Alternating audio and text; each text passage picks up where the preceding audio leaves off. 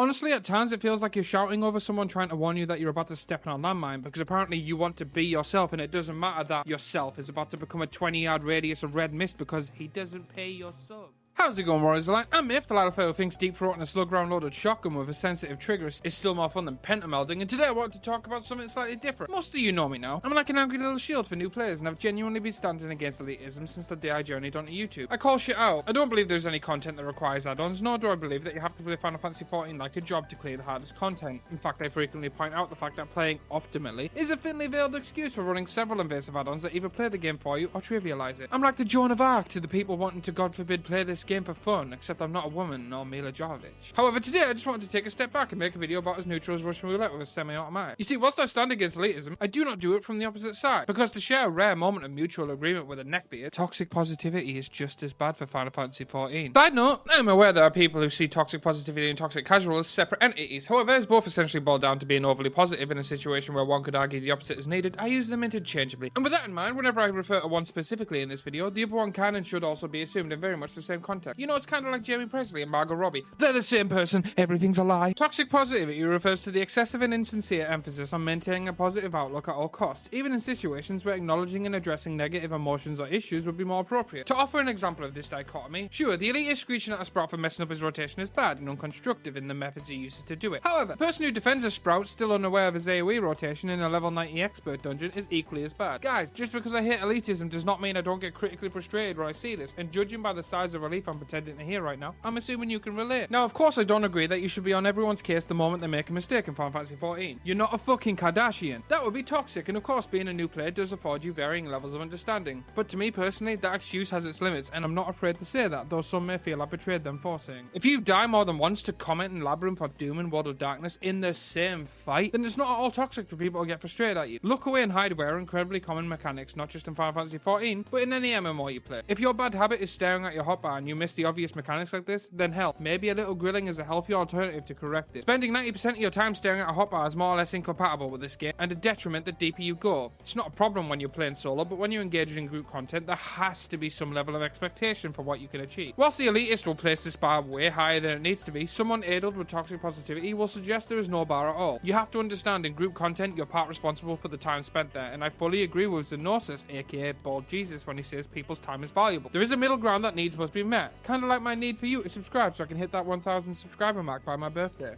It would mean a lot to me. A more victimless variant of this self-same behaviour would be the absolute refusal to accept or even acknowledge criticism of the game. Sure, the elitist will overstate their argument to levels more vanilla than a leaked celebrity sex tape, but at least it comes from a deep desire to see the game improve. When someone with aforementioned ailment refuses to acknowledge any problem with the game, it's an exercise in stubbornness and tends to become an almost cult-like mentality where even the deepest, most obvious issues are held up and justified with logic about as effective as Russian anti-air. Seriously, there is people defending the lack of speech bubbles in this game. What is that?